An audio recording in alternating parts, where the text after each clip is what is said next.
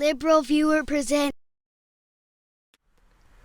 So, welcome to LiberalViewer Sunday Live Clip Roundup. Thanks for joining me, even though I'm not broadcasting the show live tonight because of that copyright strike from the Full Screen Network that I discussed on last week's show. I'm still performing the show live, recording it, and uploading it as quickly as I can for my viewers, and for you all, I've picked out 34 of the weekend's best clips for what should be a really good show for you all tonight. As usual, my clips come mostly from the Sunday morning news analysis shows from the big five corporate outlets of ABC, NBC, CBS, CNN, and Fox News, the so-called corporate media here in the United States. I'll also have some real political comedy from HBO's Real Time with Bill Maher from last Friday night, back from his July break, just in time for the first Republican debate. And as you can see down in the video description, I've put all the topics I'll be covering down there with time indexes to skip to the topics that most interest you. And also, as you can see down there, I'll spend about 25 of the 34 clips on the developments in the 2016 presidential campaign on the Republican side, with the first Republican debate and especially Donald Trump leading all the Sunday morning news programs after he attacked the debate moderators, especially Megyn Kelly, while the other Republican candidates are vying for attention. After all those Republican clips, I'll have a couple clips covering the Democratic side, including Bernie Sanders, and then I'll have a few on the topic of race, including the BlackLivesMatter movement and the first anniversary of the killing of Michael Brown in Ferguson, Missouri. I'll also have a couple on the Iran nuclear deal, and finally a couple at the end on marijuana legalization. But like I said, the Republican debates, and especially Donald Trump, dominated the Sunday morning news shows, and I'm going to start with a couple Real Time with Bill Maher clips on that topic, beginning with Bill Maher's theory on how the real leader of Fox News, Roger Ailes, and you can read about Roger Ailes' rise to the head of Fox News in this book over here, The Loudest Voice in the Room by Gabriel Sherman. Anyway, Bill Maher theorized that Roger Ailes sent out a directive to get Donald Trump at that first Republican debate, and you can see that in Bill Maher's monologue from last Friday night over here. And here's what I think is the big story from this debate. Now, you have to understand, this debate was on Fox News. They did the polling to pick the people, and I am quite sure Roger Ailes, who runs that, and maybe America, he doesn't like Trump. The word came down, get Trump. Kill this fucking Rosemary's Baby monster in its black crib. I swear that's exactly what he said. So they let Trump speak 3 times more than anybody else. And he did. He revealed himself to be nasty, boorish, sexist, ignorant, smug. What they forgot is that's what the Republicans love about him.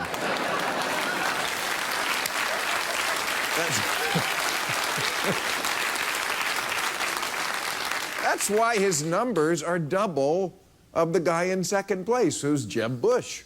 But Jeb says he doesn't mind getting the second most votes. He says that's how his brother got elected president.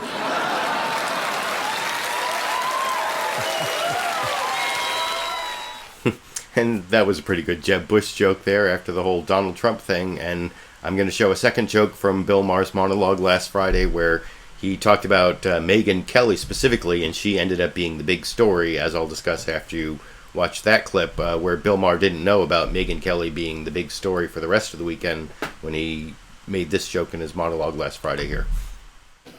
But you know who Republicans are actually mad at today? The moderators. They thought they were too... I got to give them credit. They were tough. Especially Megyn Kelly went right at them. Wow. Yeah. No, she can be good. She wasn't mincing words. Ben Carson, you don't know dick about anything. What are you doing here? Trump, you're a huge sexist asshole. Marco Rubio, are you old enough to buy beer? Scott Walker, what's wrong with your face? You look like the kid who's carrying a dead bird in his pocket.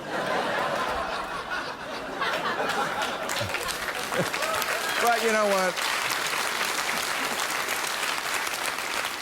After all the fireworks and the name calling, and you hugged him and you hugged him, The answers were the same as ever. Muslims are coming to kill us. Mexicans are coming to rape us. And if you get impregnated by one, you have to bring it to term. You know, that's all they have to sell, fear. And that's kind of an interesting analysis from Bill Maher, that there were tough questions from the moderators, including Megyn Kelly, but the answers were all the same Republican fear tactics. And I think that is, if you were going to put sum up the debate in like a sentence, that might be an accurate way to sum it up. But of course, the real story after the debate regarding Megyn Kelly and Donald Trump that Bill Maher didn't know about on his Friday show was this interview that Donald Trump did on Friday with Don Lemon on CNN's, I think the show is CNN Tonight with Don Lemon, and I put a link down in the video description to the full show. But here's a 1 minute, or I'm going to show you several different news stories covering this statement from Donald Trump, but I wanted to show it to you in the full context with Don Lemon's question and Donald Trump's full answer, where many people seem to say that he's referring to Donald Trump is referring to Megyn Kelly being hormonal or on her period or menstruating, or but he did use the word blood, but he didn't really get that specific over in this clip.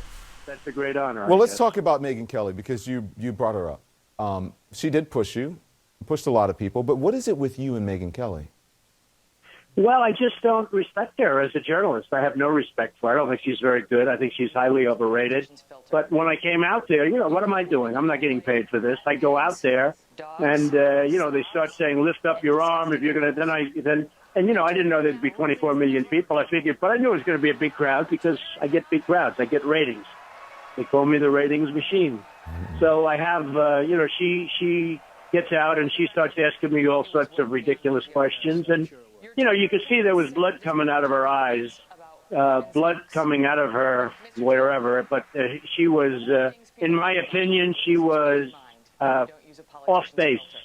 And by the way, not in my opinion, in the opinion of hundreds of thousands of people on Twitter, because it has been a brutal day. In one way, a great day for Fox, and another day in the Twitter sphere, it's been very bad because she's been very badly criticized. Let's take a look She's a lightweight. I couldn't care less about her. In fact, you're competing against her, and I'm doing your show. That's interesting. Oh, So he called her a lightweight and not a very good journalist, and none of that would have been a problem. But that quote in the middle there about blood coming out of her eyes or her wherever, that led to all these interpretations of what he said as meaning that she was hormonal or menstruating, or you can draw your own conclusions, but I'm going to show you it was the lead story basically on all 5 of the Sunday morning news shows, and 3 of the 5 did actual reports on it at the beginning of their shows. First, I'm going to show you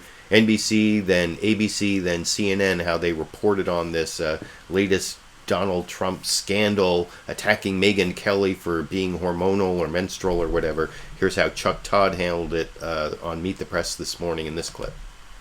When Donald Trump became a birther and insulted African Americans, a lot of people at the time said, "That's it for Trump." Well, it wasn't. When he insulted Hispanics, a lot of people said, "That's it for Trump." It wasn't. When he insulted John McCain, a lot of Republicans started to say, "That's it for Trump." And it wasn't. Now the latest "that's it for Trump" moment, insulting Fox News anchor Megyn Kelly. Friday night, still smarting from tough and pointed questioning from all the debate moderators on Thursday, Trump said this of Kelly. She starts asking me all sorts of ridiculous questions, and you know, you could see there was blood coming out of her eyes, blood coming out of her wherever. Immediately, Eric Erickson disinvited Trump from his conservative red state gathering in Atlanta. I don't want my daughter in the room with Donald Trump tomorrow night, so he's not invited. I'm sorry. Trump's campaign hit back, calling organizer Eric Erickson weak and pathetic, and saying, quote, "Mr. Trump said blood was coming out of her eyes and whatever," meaning nose. Only a deviant would think anything else. Some of Trump's Republican rivals enthusiastically condemned his remarks. Come on. Give me a break. I mean, do we want to win?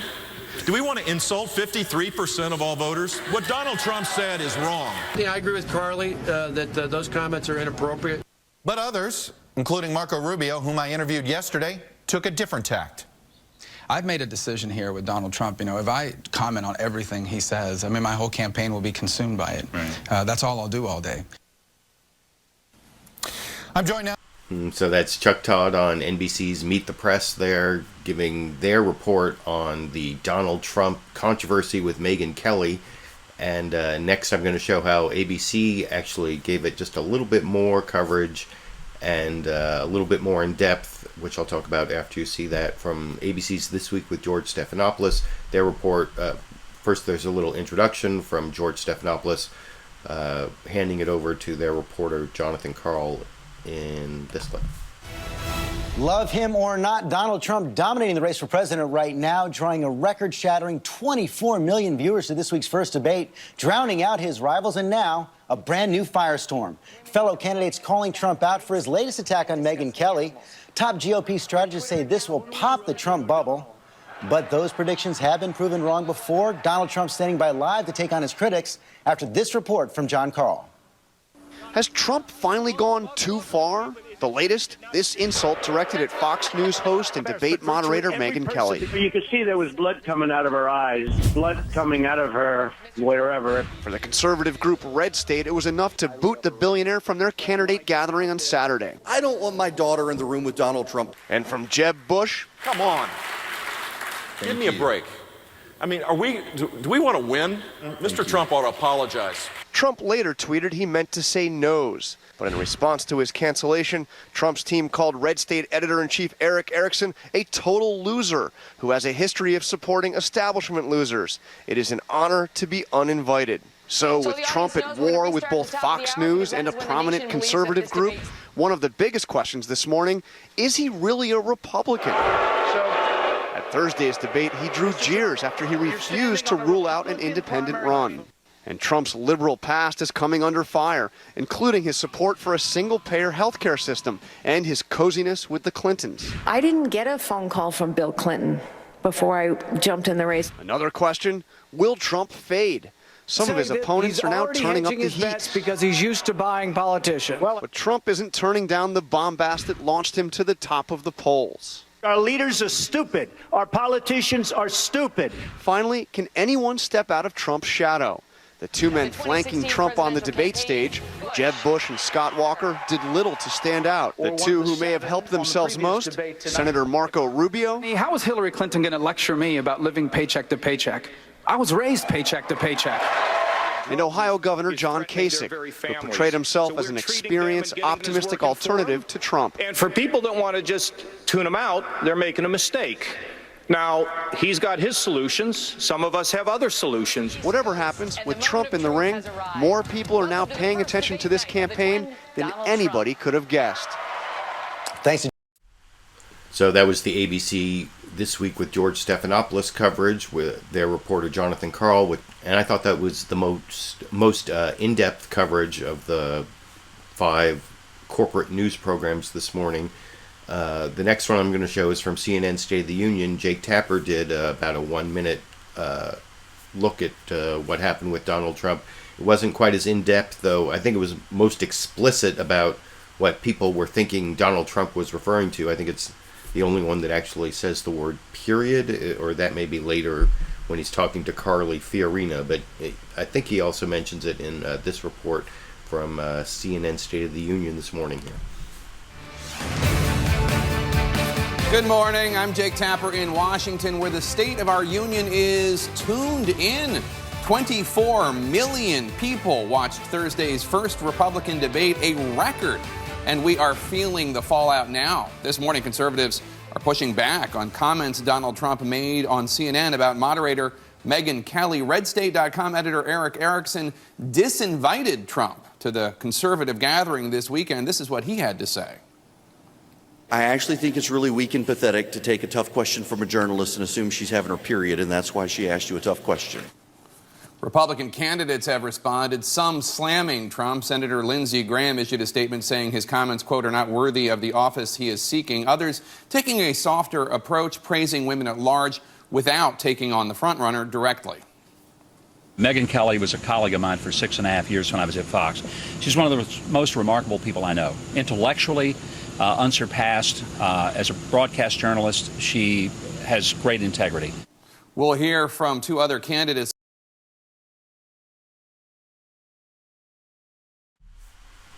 Now, like I said before, there were 3 of the 5 corporate news programs gave actual reports on the conflict between Donald Trump and Megyn Kelly.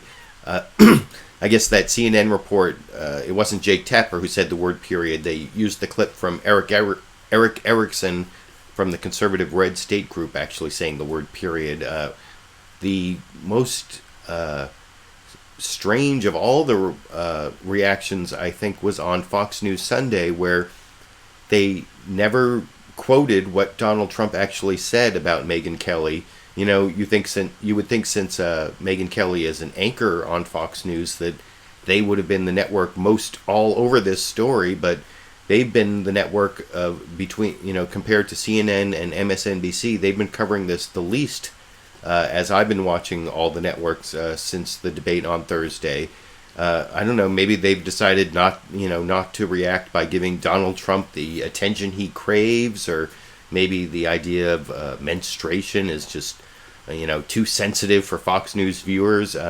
CBS's Face the Nation was a little bit sensitive about how they described, I think they used the word hormonal and didn't exactly quote what Donald Trump said. But first I want to show how over on Fox News Sunday, Chris Wallace led with the Fox News debate, but he concentrated on other conflicts, and then at the end talked about the conflict between Donald Trump and Megyn Kelly without actually talking about the substance of it over in this clip. I'm Chris Wallace. In the wake of the big Fox News debate, where does the race for the GOP presidential nomination stand now? When you're sitting in a subcommittee just blowing hot air about this, you can say things like that. I don't trust President Obama with our records, and if you want to give him a big hug again, go right ahead. I'm going to have to earn this. Maybe the bar is even higher for me. We'll talk with 2 of the candidates who were on that stage in Cleveland.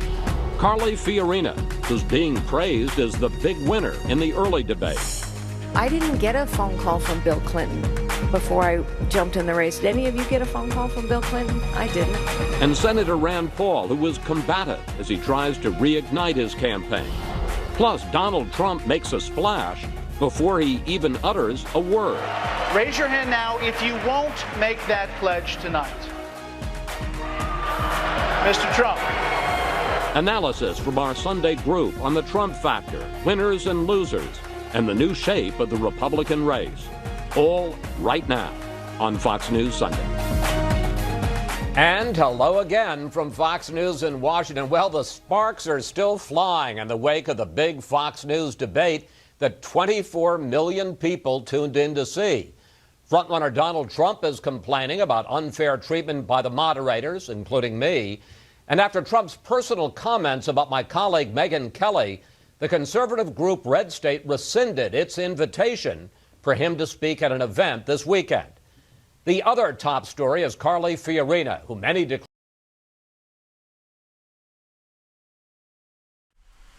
I'll show some Carly Fiorina clips in a little bit, but wasn't that kind of interesting that Fox News Sunday, they talked about the conflict between Donald Trump and Megyn Kelly, but as far as I could tell, they never actually quoted what he said or described. They didn't even say, hormonal, or they certainly didn't say menstrual, and CBS's Face the Nation was also a little bit obtuse on the topic, which I'll get to in a minute. But first I want to show 5 clips of Donald Trump on 4 of the 5 shows. He wasn't on Fox News Sunday, but he did call into the other 4 shows, and I think I'm going to show at least 1 clip from each of those and 2 from one of them.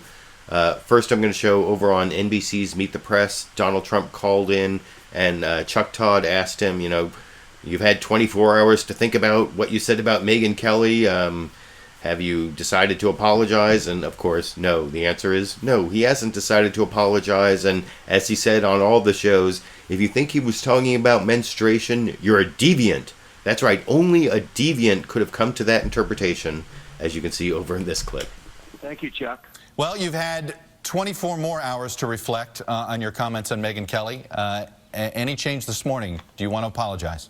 No, there's nothing to apologize. She asked a very, I thought, very unfair question, and so did everybody on social media. And I answered the question very well. I won every poll on debates, Time Magazine, Drudge, Newsmax, every poll. And people thought I won the debate easily. And, you know, it's sort of an interesting thing. They did not like the way I was questioned, and I understand that, and I just want to get on. But what I said was totally appropriate. There was nothing wrong. Only a deviant, and I literally mean that, only a deviant would think anything other than that. What I said was let me totally take you at your word, but let me take you at your word on that and say you weren't trying to make a reference to hormones. You're still making a demonic or animalistic reference with the, you know, with blood in your eye. It's still a demeaning comment, even by your new definition. No, I don't think so. Look, she was very angry, and look, I respect people.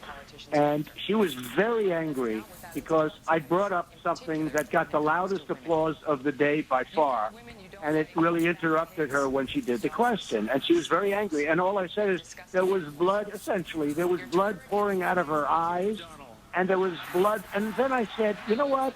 I want to get on to the next sentence because, frankly, I don't have to talk about the blood coming out of her ears and her nose, which is a very common statement. So I said, all right, wherever, let's go. And I got on to the next statement. And then all of a sudden, the next day, I wake up and I hear that you know, somebody took it as something else.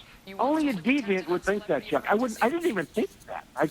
Who would think it? Hey, I went to the Wharton School of Finance, the toughest place to get into. I was a great student. I don't talk that way. So why can't you apologize? Then why can't you just apologize for saying, you know what, I'm sorry, some people took it the wrong way? You seem to have an allergy.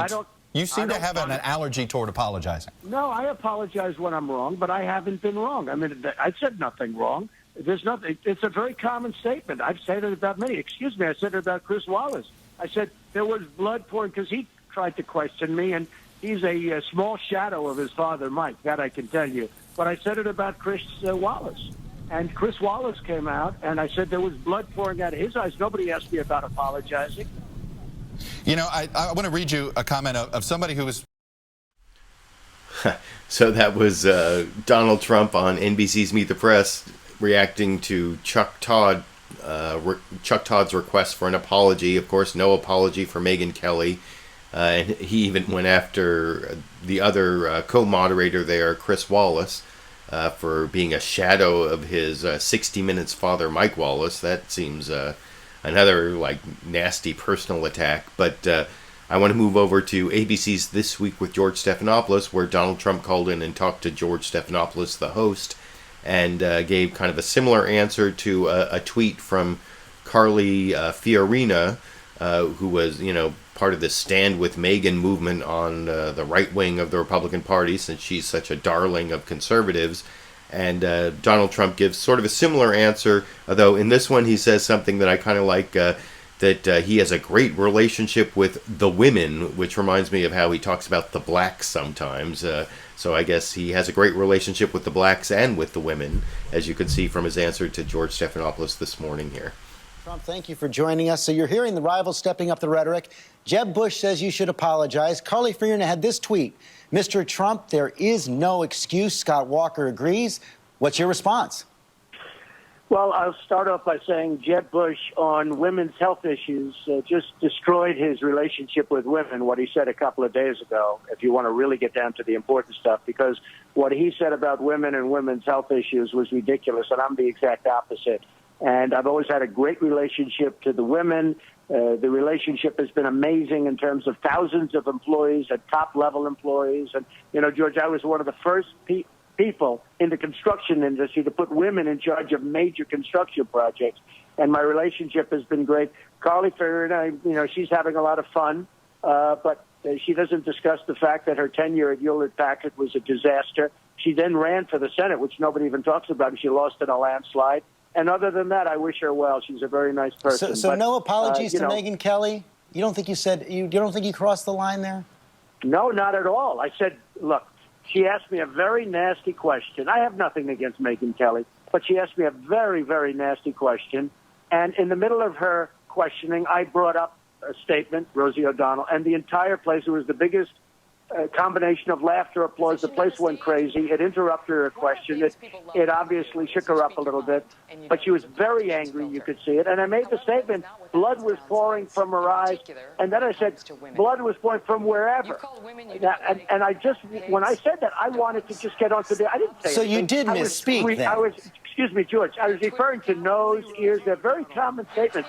And only a deviant would think of what people said. Some people said, only a deviant would even think that. Who would ever think that? It was widely seen as that, but I mean, you did say just now. No, they built that up, George. They built it up, but only literally a sick person would think that. And the only reason I even stopped my thought, I didn't even say anything because I stopped because I wanted to get on to the next subject, which I think was jobs, which was much more important to me.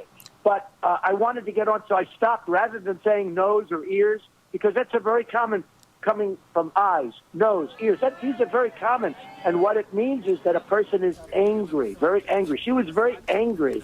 And I was going to say, but I didn't want to finish the statement, and I stopped the statement short. I mean, I didn't even say anything. You explained what you meant to say there, but that is not what you said. Many people took it another way, but I do want to get into this.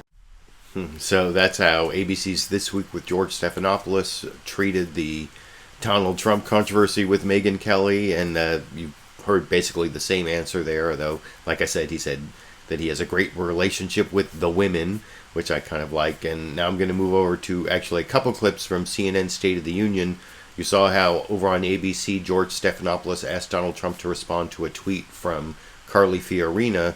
Over on CNN State of the Union, they start with a clip of Jeb Bush, and Jeb Bush saying that Donald Trump is losing 53% of the population, the female population, and you can see how Donald Trump responds to that on the phone with Jake Tapper over on State of the Union this morning in this clip. In response to your comments about Megyn Kelly, take a listen. Come on. Give me a break. I mean, do we want to win? Do we want to insult 53% of all voters? What Donald Trump said is wrong. That is not how we win elections, and worse yet, that is not how you bring people together to solve problems. That is not the way to do it. So your decision, I think, was the right one. Mr. Trump ought to apologize. Thank you. Mr. Trump, your response to Jeb Bush. Well, I think it's amazing because 3 days ago he was talking so negatively about women's health issues. And I thought it was disgraceful, frankly. And I think that will go down to haunt him and maybe be the same as Romney's 47%, which possibly cost him the election. Jeb was very negative on women's health. And when you're negative on women's health, you can forget about it. And I'm the exact opposite. I cherish women. I want to help women. I'm going to do things for women that no other candidate will be able to do. And it's very important to me. So, it's sort of interesting. He then went back and apologized the following day and said he misspoke. Well, he really did misspeak, and I thought it was disgraceful. So now he's telling me or telling you about what was said. Well, let me ask you, what was said? She was very angry because I bested her with a question that was a very unfair question. So she was very angry. And when I was speaking about it on a CNN show, by the way, which was interesting, but I was speaking about her, I said blood was pouring from her eyes or out of her eyes, which is a very common statement. And by the way, I said the same thing about Chris Wallace. That's right. Nobody said anything. You did. But I said the exact same thing about Chris Wallace. But then you said she had blood. You said blood coming out of her wherever. I said no. I said and blood was pouring for wherever, because I wanted to finish the sentence, because I went on to something. I wanted to get off of the whole thing and get back onto the subject of jobs or whatever we were talking to about right after that. So I didn't even say anything because I didn't even finish the thought. I was going to say nose and or ears because that's a very common statement. Blood pouring out of somebody's nose. It's a statement showing anger. She had great anger when she was questioning me, especially since I mentioned something. That was the Rosie O'Donnell statement, which everybody said was by far the loudest applause of the entire day of all of the speakers. Well, Mr. and Trump, I think you would agree. Let me ask and you. She became very angry, and right. all I was doing is referring to anger. I said nothing wrong whatsoever. So Erickson, and by the way, Jake, let me just say this: only a deviant would say that what I said was what they were referring to, because nobody can make that statement. You almost have to be sick to sort of put that together. Well, among that list of deviants would be Eric Erickson. Now, you can see Jake Tapper is following up there, and I wanted to cut it up into a second clip because it's kind of amusing to listen to how Donald Trump denies he was talking about menstruation, and you'll hear him say that people are after him, and again, only a deviant would have come to that conclusion. And I mean, it is a little ambiguous. And also in this next clip, you'll see they talk about, it's not just the women's studies people at Oberlin College who made that interpretation. I think that's in Jake Tapper's question. And then Donald Trump's response to that is, well, I went to the Wharton School of Business and I'm a smart guy, which I'm not even sure how that applies. But you can tell me what you think after you watch that second clip from CNN State of the Union this morning here. You're saying that you did not mean to suggest that Megyn Kelly was having her period. You were saying... Of course I did, Jake. Who would say that? Hey, Jake, I went to the Wharton School of Finance. I was an excellent student. I'm a smart person. I built a tremendous company. I had a show called The Apprentice that NBC desperately wanted me to do another season. I'm familiar with your work, sir. Okay, I do all this stuff. Do you think I'd make a stupid statement like that? Who would make a statement like that? Only a sick person would even think about it. Why do you think that there are so many people jumping on you stating that is what you were saying? So many... We're not talking about... Jake, in all due respect, sir, we're not talking about the Women's Studies Department at Oberlin. We're talking about conservatives. We're talking about the Concerned Women for America issuing a statement saying, quote, every presidential election since 1964 has been carried by women. Women don't like mean, and we certainly don't vote for men or women we don't trust. A lot of conservatives really upset. But Jake, you're asking me, why are these people coming and saying this, right? Yeah. And most of the ones that I've seen on television, just opposing candidates. I'd say it's a stupid question, Jake, in all due respect. If they're running against me, some of them, like Carly, are very low in the polls. I hope she goes up. I'd like to see her go up, actually. But she's very low in the polls. Lindsey Graham, all these people that came out, they're running against me, Jake. They're running against me.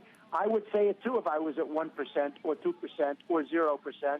I'd say it against me because, I don't know if you just saw, but North Carolina, South Carolina just came out. Massive leads. Nevada, New Hampshire. I'm winning big in New Hampshire. Winning big in Iowa. Winning big. They're incredible people. Winning big in Iowa. Winning big all over the place, Jake. Georgia just came out, and the national polls, I'm winning by double digits. And this is what's interesting. Then you ask, why are these people? Well, I didn't mean your opponents. I meant conservative activists, people like Eric Erickson, the conservative. Because a lot of them are for other people. Okay. Eric Erickson, I hear. I mean, look, he has such a spotty record. Have you seen what he said about women and other things over the years? I've seen things that he said where he was admonished. But look at what this guy said. The guy's a loser. He's backed so many candidates that have lost. And frankly, I didn't want to do his event in the first place. Somebody said, and you know what? It was even a small event. And tell me, what happened at his event when I didn't show up? Do you know the unrest? And do you know how devastated people were when I didn't go there? I wasn't there. I know. I'm sure unhappy. there were people that were upset about it. So that's the follow-up question, like I said, from CNN State of the Union. I think Jake Tapper was very explicit in his questioning to Donald Trump there. He, specifically used the word period. Like I said, over on Fox News Sunday, they never even mentioned what it was Donald Trump said. They didn't mention menstruation or periods or even the word blood.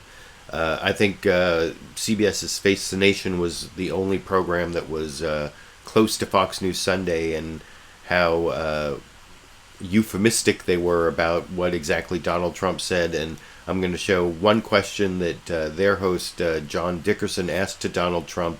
This was about, how were the questions unfair? And I think the most that John Dickerson said, or he just described what Donald Trump said, is accusing Megyn Kelly of being hormonal, though I'm not sure. That may be in this clip. I'm not sure. But anyway, here's the CBS Face the Nation questioning of Donald Trump from this morning here. What's off base about her underlying questions at the debate? Well, because I start off, first of all, Brett Baer gets up and he asked me a question about third party and, raise your hand, which was obviously directed at me. We hadn't even been on the stage for, 10 seconds, and that was it. Then she starts off with a question that I thought was totally inappropriate, bringing up all sorts of things. And even the other candidates, a number of the other candidates came up to me. They said, you were really questioned unfairly. So, look, I'm fine with it. I think it's good. Most polls, every poll said I won the debate, which is fine, and I'm sure you've heard that too. And I think I did win the debate. Some of the candidates told me I won the debate. But I had by far the toughest questioning. It was not even a contest. And, John, if it wasn't for me, you had 24 million people there. And if it wasn't for me, you would have had 2 million people. When you on that first, I hope you agree. I hope you agree with that. Do you agree with that? By the way? That you wouldn't have had 24 million people. Well, there seems certainly would. My reporting suggests there are a lot of Republicans who agree with that. So I guess that's kind of a fair and balanced or journalistic way to answer that question from Donald Trump at the end. John Dickerson on CBS's Face the Nation, not giving his personal opinion of whether Donald Trump was responsible for the 24 million viewers that the first Republican debate on Fox News got on Thursday, but saying that many Republican analysts have come to that conclusion. And I don't know whether it would have gotten 2 million instead of 24 million, as Donald Trump contends, but I'm sure that that he was responsible for a lot of the ratings. Although that's the last clip of Donald Trump I'm going to show on the broadcast. I think 5 clips I think I showed 5 clips of Donald Trump, and that's plenty. But now I'm going to show some of the other Republican candidates reacting to Donald Trump, and then I'm going to show a couple Republican candidates talking about issues other than Donald Trump. That's why so much of the show is devoted to the Republican candidates this week, because there's all the clips of Donald Trump and his controversies and the reactions to Donald Trump, and then several other clips about other issues that came up amongst the 17 Republican candidates, and so that's why they take up so much of the airtime on the show. But here's Carly Fiorina, who is supposedly the big winner from the non-top 10 debate on Thursday on Fox News. The top 10 candidates had the primetime debate, and then the other 7 had, some people call it the kiddie table debate. And I watched it, and I didn't think that anyone really stood out that much, but according to the pundits and aggressively on Fox News, they also seem to be promoting the idea that Carly Fiorina was the big winner, and several other media outlets have said the same thing. It's not just Fox News. But anyway, I want to show Carly Fiorina over on CNN State of the Union. Jake Tapper gave her a real softball question trying to get her to attack Donald Trump, and she gave a preliminary answer but didn't really address the whole Megyn Kelly on her period issue. So you'll see Jake Tapper actually specifically, get into the delicate, sensitive area of Megyn Kelly's period in his follow-up question to Carly Fiorina over in this clip. There's no excuse for personally attacking one of the moderators for asking a set of questions he didn't like. But are you offended by him personally attacking Megyn Kelly, or are you offended by how many are interpreting his remarks about blood? They were completely inappropriate and offensive comments, period. But do you think that Trump's remarks were sexist? Do you think he was specifically referring to Megyn Kelly? I can't believe I'm even saying this. Look, having her period? Look, I started out as a secretary. And as I made my way up in the business world, a male-dominated business world, I've had lots of men imply that I was unfit for decision-making because maybe I was having my period. So I'll say it, okay? I did say when I started this campaign, I was asked on a national television show whether a woman's hormones prevented her from serving in the Oval Office. My response was, can we think of a single instance in which a man's hormones might have clouded his judgment? I can. The truth, yeah, me too. Maybe in the Oval Office. Yeah. The point is, women understood that comment, and yes, it is offensive. So that's Carly Fiorina reacting to CNN's State of the Union host Jake Tapper specifically saying, well, you know, he was saying she was on her period. Does that offend you as a woman? And Carly Fiorina saying that she's been accused of that in her business career as a woman. So that was about as explicit as it got on the Sunday morning shows, and was much more explicit compared to what they said on Fox News Sunday, which was almost nothing about menstruation or periods. And Face the Nation, like I said, was second most circumspect in the way they addressed this issue. Next, I want to show another Republican candidate who did fairly well on the main stage, the primetime debates, I think, from what I watched. This is Ohio Governor John Kasich this is also on CNN State of the Union. Where Jake Tapper points out that John Kasich has kind of defended Donald Trump a little bit, at least why it is that people support him.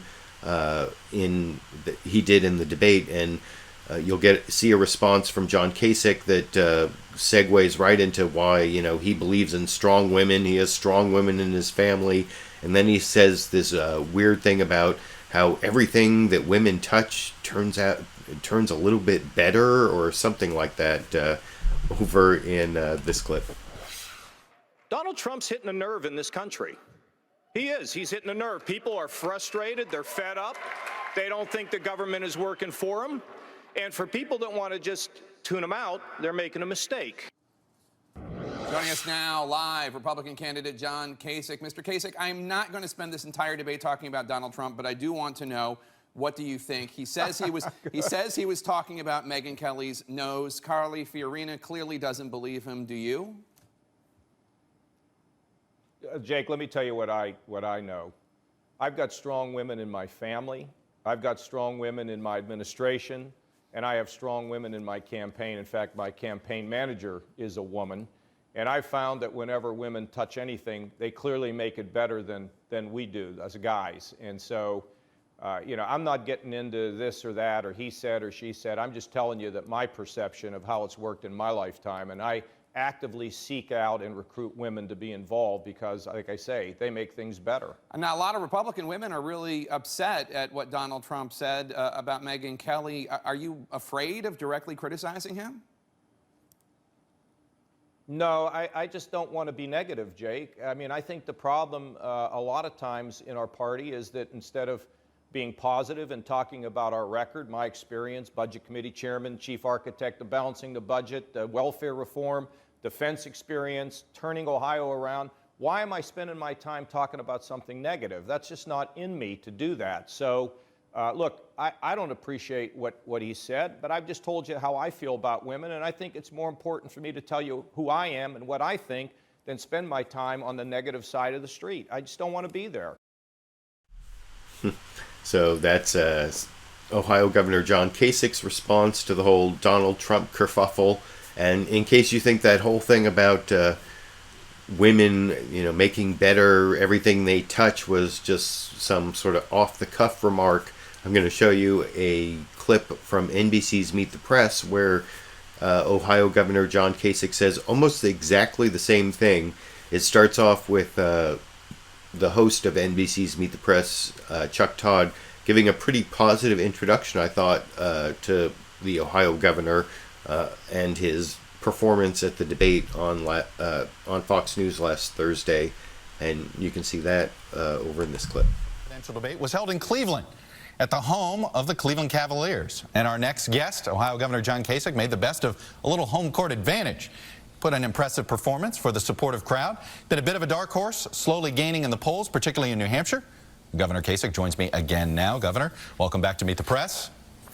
Good to be with you, Chuck. All right, I got to start with the elephant in the room here. Donald Trump, is he consuming this campaign right now?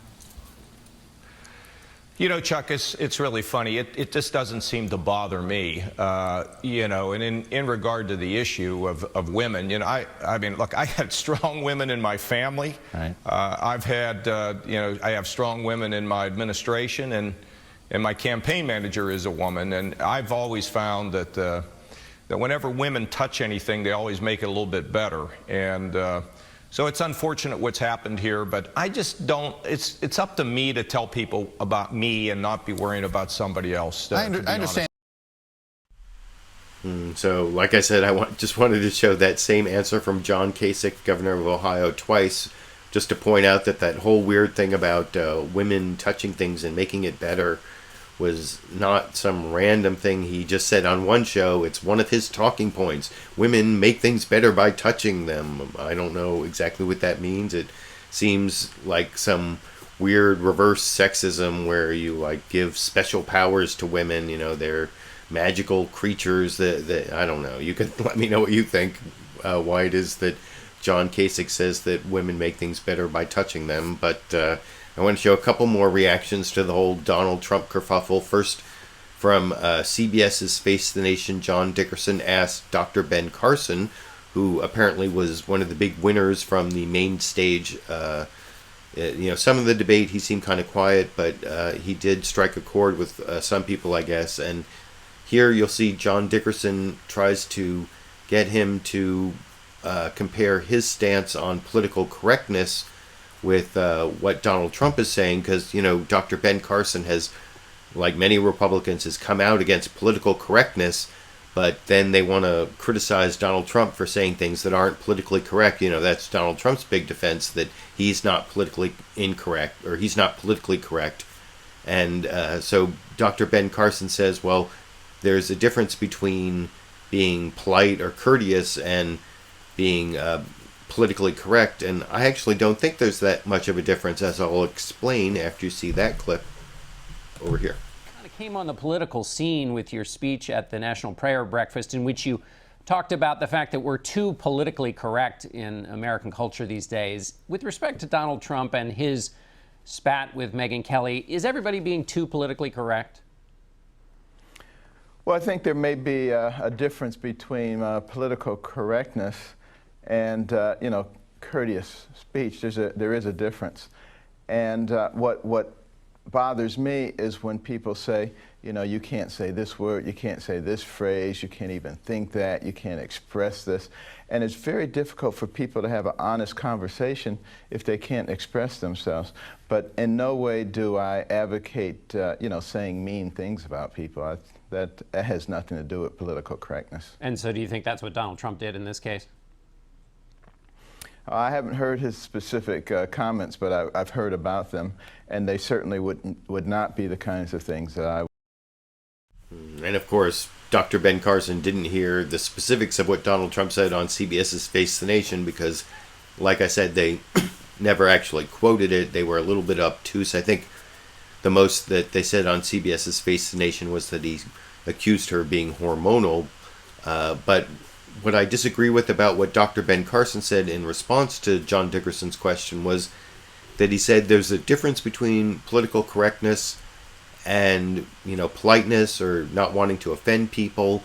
And at least in terms of the political correctness, I'm not a big fan of political correctness. I don't believe in hate speech codes.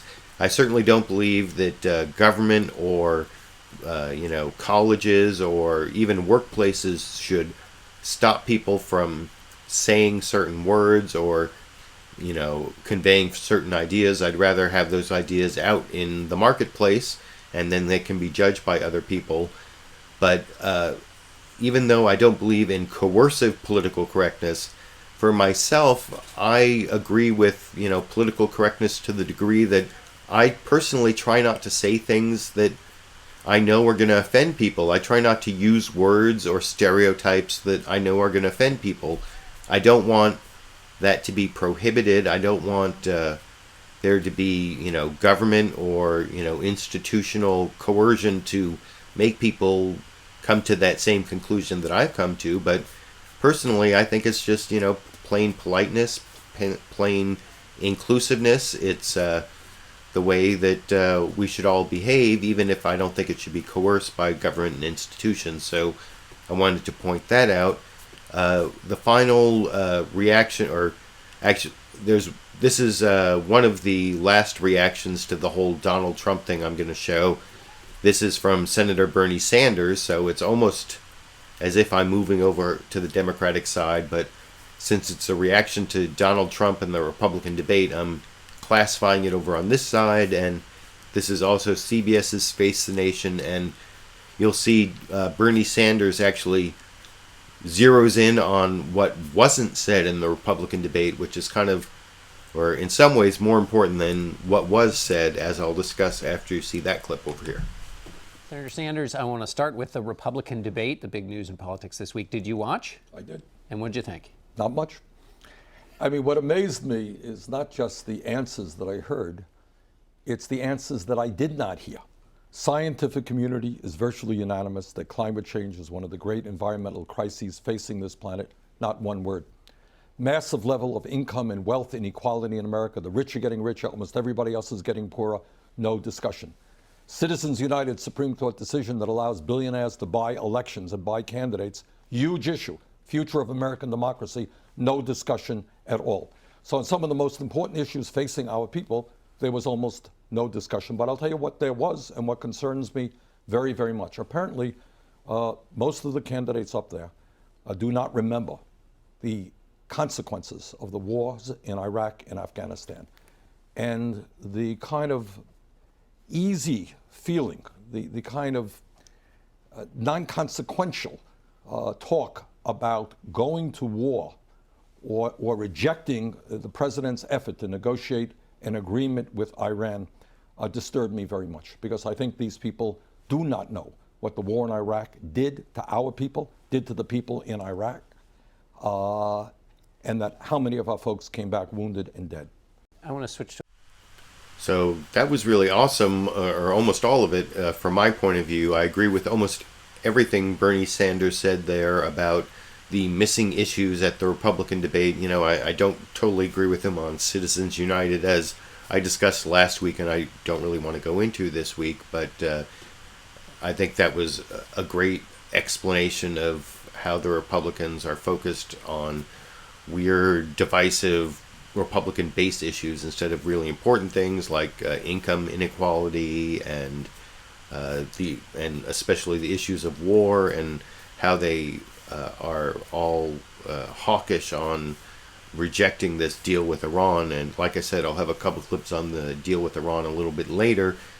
But I do want to cover a couple issues that came up in the Republican debate that don't have anything to do with Donald Trump, may end up being more important in the long run if Donald Trump doesn't end up being the candidate, which I think may actually is still the most likely outcome. Donald Trump is not going to end up being the Republican nominee, although he may be in the race for a while, as I'll discuss before I get to the end of this topic. But I do want to go to a couple other issues that came up in the debate, not having to do with Trump, having to do with abortion and reproductive justice, and the way the Republican candidates were shown to be way, way to the right and out of the mainstream on the issue of a woman's right to choose whether to have an abortion. First, this is a clip of Marco Rubio over, let me make sure I have the correct program, over on NBC's Meet the Press, where Chuck Todd tried to get him to follow up on his debate position that abortion restrictions should not include exceptions for like rape and incest and the life of the mother. And you can see Marco Rubio's explanation of all that in this clip. Number of abortions. I'll support any legislation that reduces the number of abortions, and there are those that have that exception. And what I've never done is said I require that it must have or not have exceptions. Why don't you think there should be a requirement of an exception? Well, a couple points. I think, first of all, the questions that people ask about those two instances are horrifying. I mean, a rape is an act of violence. It's a horrifying thing that happens. And fortunately, the number of abortions in this country that are due to rape are very small, less than 1% of the cases in the world. But they happen, and they're horrifyingly, and they're tragic. And I recognize that. I also recognize that because of the existence of over-the-counter morning after, not to mention medical treatment that's now available immediately after the assault, that should be widely available to victims, we can bring that number down to 0. That being said, I personally and deeply believe that all human life is worthy of the protection of our laws.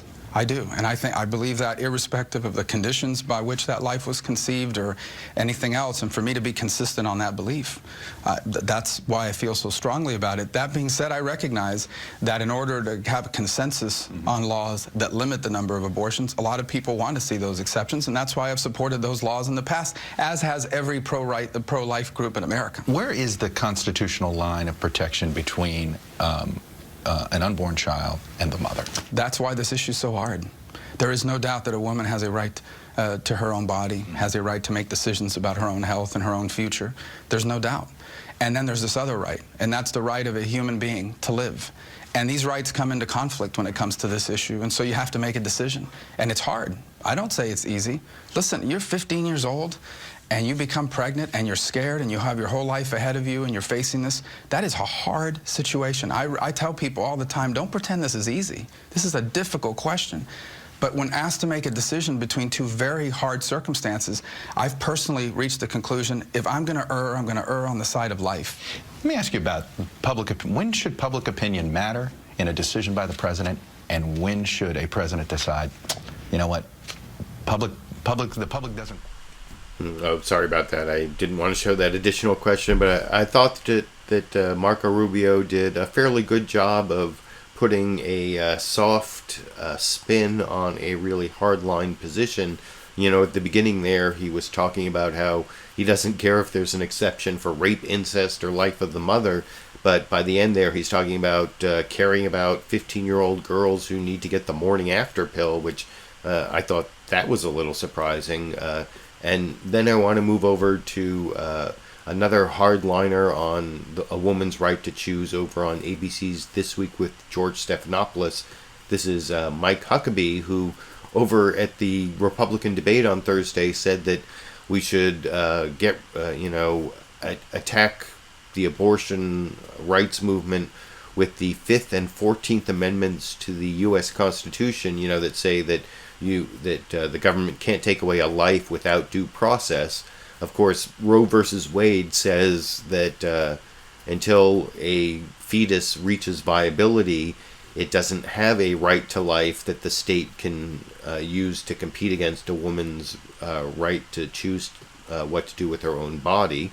That, you know, Marco Rubio actually mentioned in that last answer, but still kind of rejects at the beginning of his answer. But here's Mike Huckabee explaining the whole 5th and 14th Amendment argument on ABC's This Week with George Stephanopoulos this morning in this clip.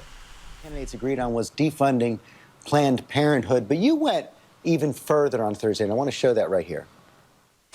I think it's time to do something even more bold. I think the next president ought to invoke the 5th and 14th Amendments to the Constitution. Now that we clearly know that that baby inside the mother's womb is a person at the moment of conception. The question is, what does that mean, invoking the 5th and the 14th Amendment? And there was a recent headline when you spoke back in Kansas, Topeka Capital Journal, where the headline said, Mike Huckabee, Republican presidential candidate, won't rule out employing U.S. troops, FBI, to stop abortion. Is that the fallout from invoking the 5th and the 14th Amendments? Well, that whole idea about the troops and the FBI didn't come from me. Those weren't my words. That was something that the Rolling Stone reporter said. And we know how reliable Rolling Stone is as a journalistic tool. So what I'm saying is that the real issue here is not whether we're going to give money to Planned Parenthood. Yes, that's important. But the bigger issue is that unborn child a human being? Because if it is, then the 5th and 14th Amendment apply because we're dealing with personhood. So what does that mean, though, in practice? Well, it means that you guarantee due process under the 5th Amendment before you deprive someone of their life and liberty. It means under the 14th Amendment there's equal protection under the law. Exactly how that plays out is one of the ways we discover. What does it take for Americans to finally wake up to the fact that we are violating the constitutional rights of human beings? And in the past, presidents have employed many different ways to make sure that people's basic human rights are protected. Would it mean calling in law enforcement to prevent abortions? I think the bigger question is let's establish the personhood of the individual. Let's make sure that America comes to grips with that. George, we can't keep defending the loss of 60 million human lives over the past 42 years. We're not acting like a civilized people in the way in which abortion in its unrestricted fashion has continued. And even the politicians who pretend that they're not really for it, they're personally against it. They'll say things like, let's keep it safe, legal, and rare. It's not safe. I don't think it's legal. I think it violates the 5th and 14th Amendment rights of an unborn person. And it certainly isn't rare. It happens 4,000 times a day. That's hardly rare. Governor Huckabee, thank you.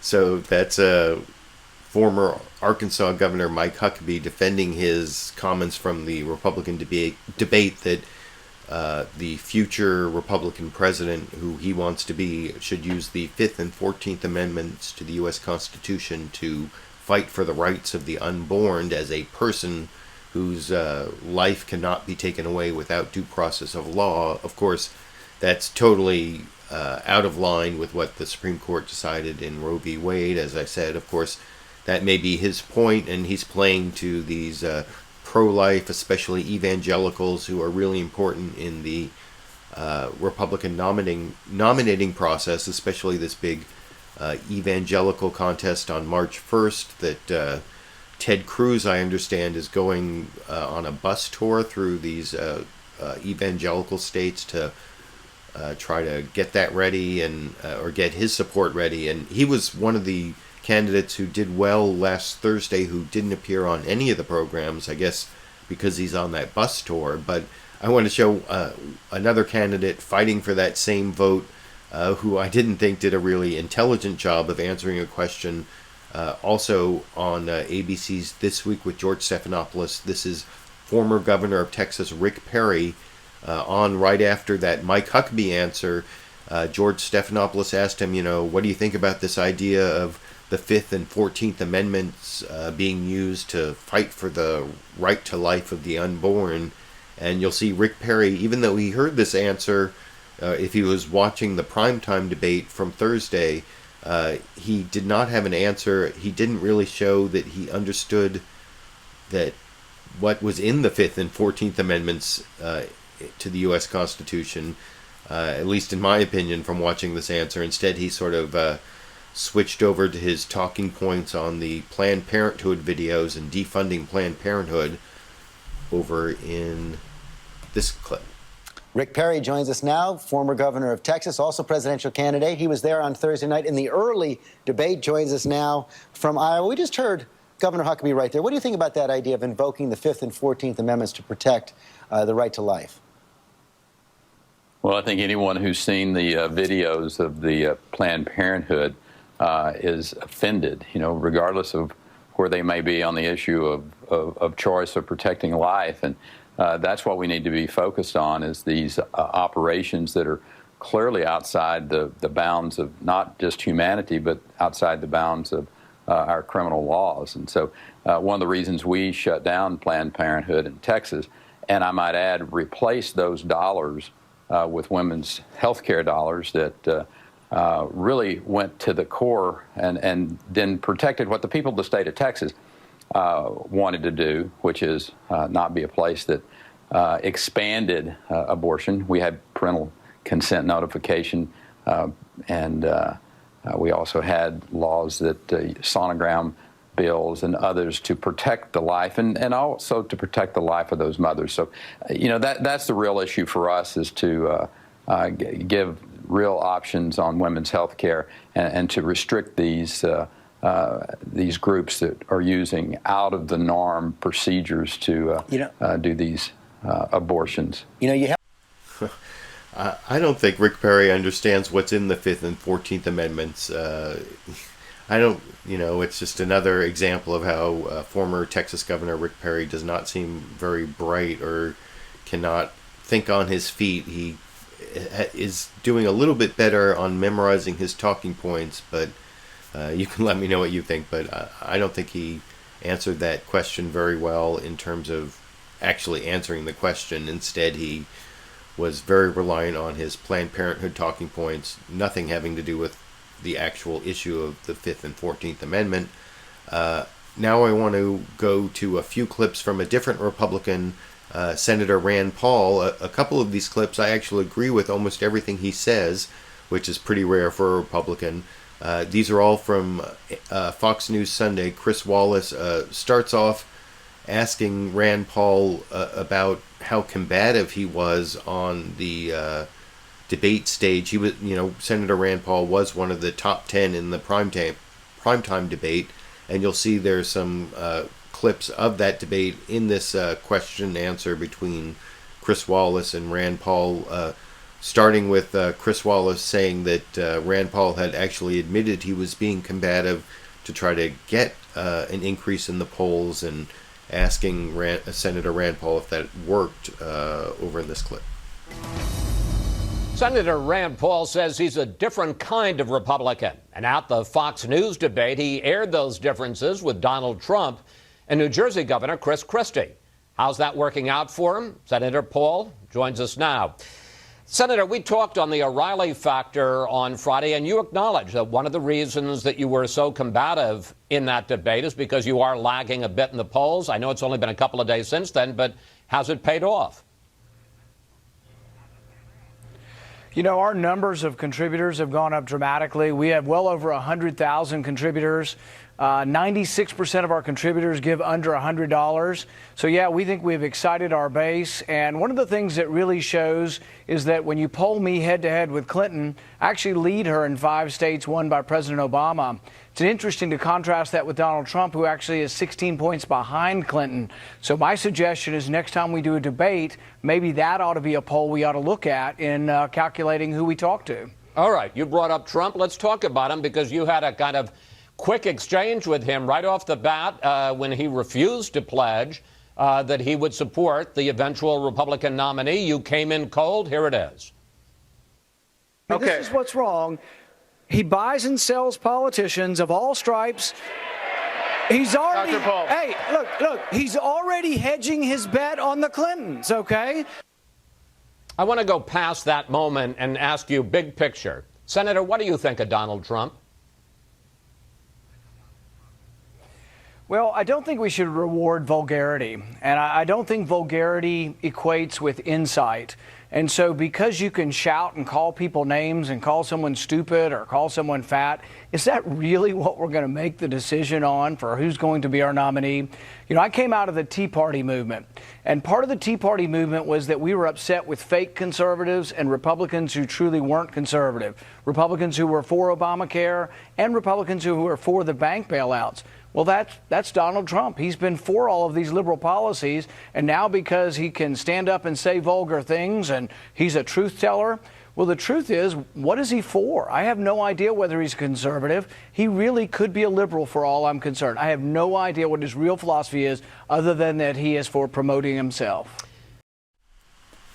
It's kind of interesting in that clip that Senator Rand Paul referenced Donald Trump's vulgarity a couple times because, like I pointed out earlier, Fox News Sunday and Chris Wallace never really directly referenced what it was that Donald Trump said about Megyn Kelly. It seems almost like Senator Rand Paul had an answer prepared for a question that Chris Wallace never asked about the whole, menstrual hormonal issue. I also thought it was kind of interesting there that Senator Rand Paul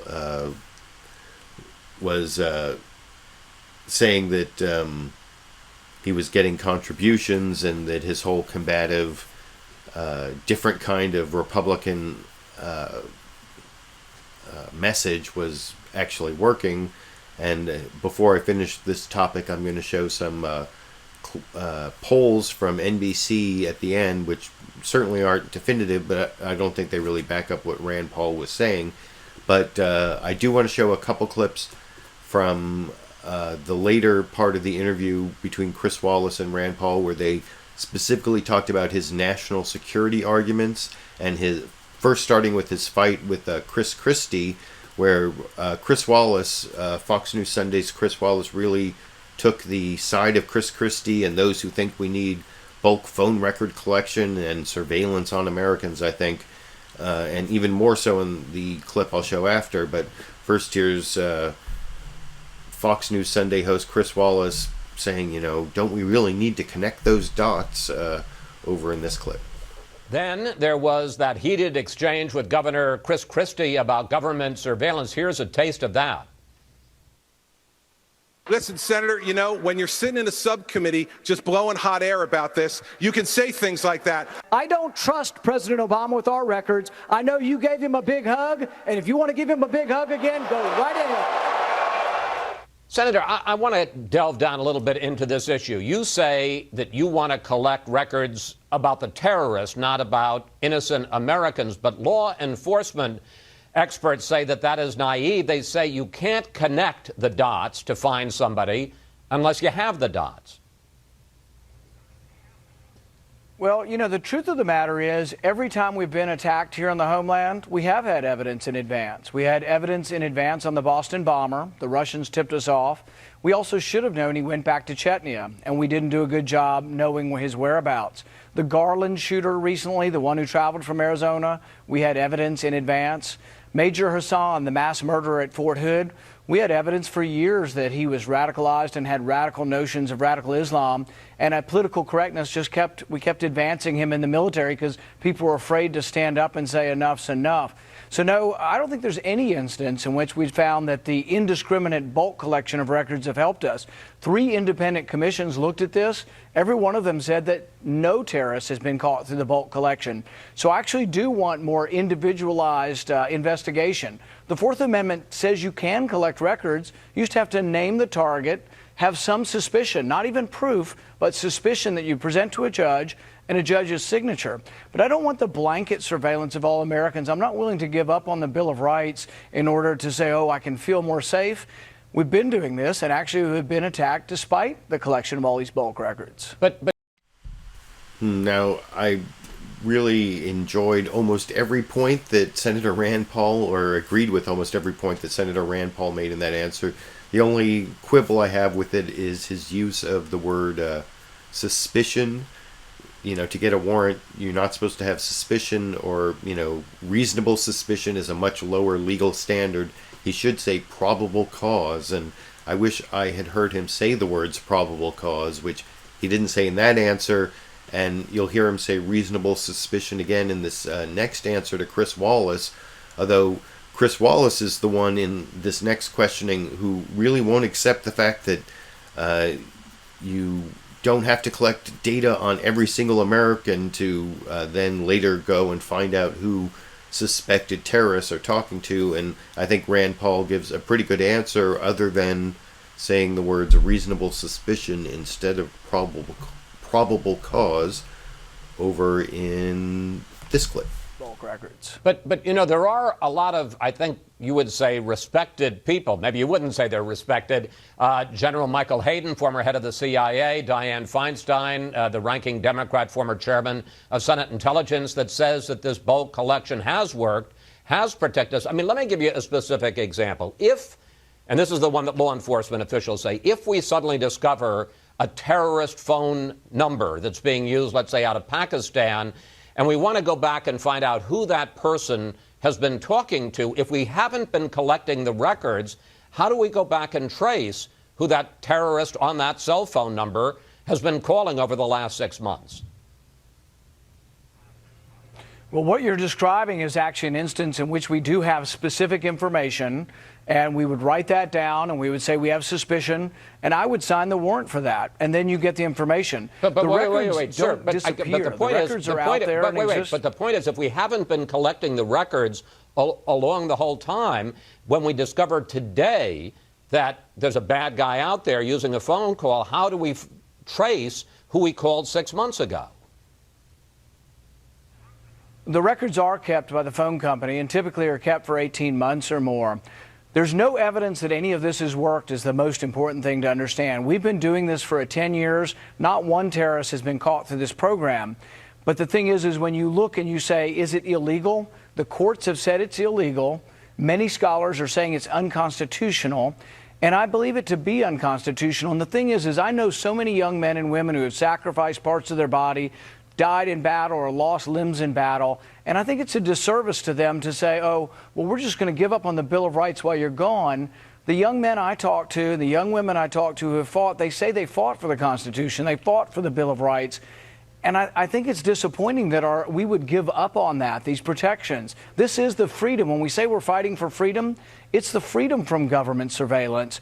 And so I think it's a mistake to give up on this, but it's also a mistake to believe that it's actually working. There's no evidence that it has worked at all. All right. I think we need more directed surveillance and more of it. Senator. So, like I said, I thought that Senator Rand Paul did a better job than Chris Wallace on that argument back and forth about bulk record collection. The only quibble I had, as I said, with Rand Paul's answer was not saying probable cause instead of reasonable suspicion from the Fourth Amendment. I do have just a few more clips on the Republican field before I get on to my other topics of the night. I want to show a clip of Carly Fiorina over on Fox News Sunday. You know, previously I showed that clip of her talking about how she had been accused of being on her period as a woman in the workforce over her career and responding to Donald Trump. But I want to show how Chris Wallace actually talked to her about her business experience. You know, she didn't do that great a job at Hewlett Packard according to a lot of measures, and she lost a run for Senate here in California, so she actually doesn't have a lot of successes to tout.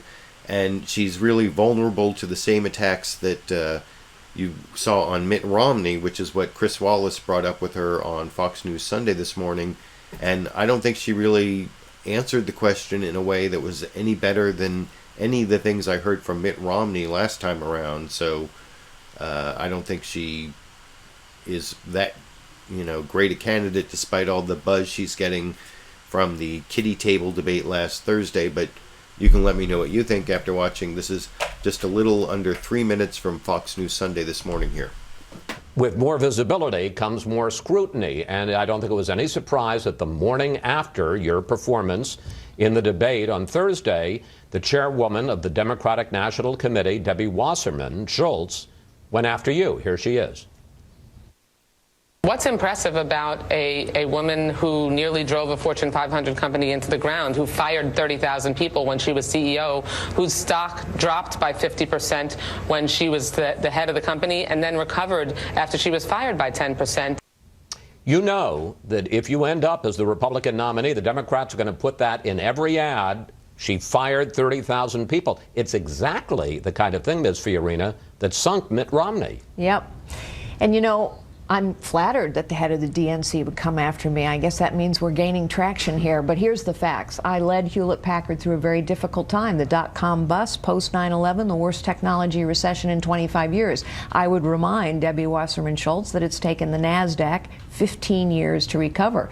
Sometimes in tough times, tough calls are necessary. However, we also took a company from $44 billion to almost $90 billion. We quadrupled its growth rate, quadrupled its cash flow, tripled its innovation to 11 patents a day, and went from lagging behind to leading in every product category in every market segment. And yep, I was fired at the end of that in a boardroom brawl, which I've been very open about. And I was fired because when you challenge the status quo, which is what leadership is about, you make enemies. Steve Jobs was fired, Oprah Winfrey was fired, Walt Disney was fired, Mike Bloomberg was fired. I feel like I'm in pretty good company. And we need somebody to challenge the status quo of Washington, D.C. and get something done. But as a political reality, because they're going to find, just as they did with Mitt Romney, they're going to find that poor unfortunate person who says, Carly Fiorina went on and I lost my job. How are you going to be able to make that case and break through to voters in a way that Mitt Romney didn't? We know there are lots of politicians who've run for office and lost too. That doesn't mean that all politicians lose. Not all business people are the same, but what I would argue is that there are a lot of people who understand as a chief executive, there's nothing harder than saying to someone, we don't have a job for you anymore. It's also true that the vast majority of Americans know that in tough times, sometimes tough decisions have to be made. And what they're frustrated by is the federal government never makes a tough decision. All right. We have never succeeded in shrinking the size of government. So let me tell you something else. We have a bunch of baby boomers who are going to retire out of the federal government over the next 5 or 6 years. I will not replace a single one. And yes, we need to actually get about the business of reducing the size, the power, the cost, complexity, and corruption of this federal government. Okay. And so you can see Carly Fiorina there tries to turn her downsizing of employees at Hewlett-Packard into a positive for the Republican primaries by saying she's going to cut the federal government the way she cut the employees at Hewlett-Packard. But I don't think she did that great a job of answering Chris Wallace's actual question about how it is she's going to be better than Mitt Romney at responding to the charge that she's a downsizer, she's a job cutter, she's not a job creator, because she had sort of a checkered at best employment history at Hewlett-Packard, and I don't think she answered that really well. I mean, her answer was kind of glib, but Mitt Romney was also kind of glib, but didn't really address the core of the issue, and I don't think she did either. So that's the last Carly Fiorina clip I want to show. The last couple clips here are analysis clips. The final clip will be an NBC poll that shows how the candidates are faring after the debate, which I'm not sure how accurate it is. But before I get to that, I want to show one roundtable discussion from HBO's Real Time with Bill Maher, where Bill Maher gave his theory of Donald Trump as a possible Republican nominee, saying he actually could get the nomination and could even go all the way, comparing him to Ronald Reagan and having several attributes like Ronald Reagan, although you'll see Republican Steve Schmidt, who was on the panel, pointed out some differences between Ronald Reagan and Donald Trump over in this clip. Let me ask about one question about Trump. He certainly gets all the press. We're not going to give him that much. But I hear a lot of people say, you know, it's just a bubble. You know, it's going to go away just the way Herman Cain and Michelle Bachmann and all these people did. But, you know, you kids are a little young to remember. But that's what they said about Ronald Reagan. I remember when I was 12 years old in 1968 when he first floated the bubble of running, and it was a joke. Oh, come on. He had a stupid television show. He's divorced. He avoided combat. He's got weird hair and crazy face paint. This guy will never...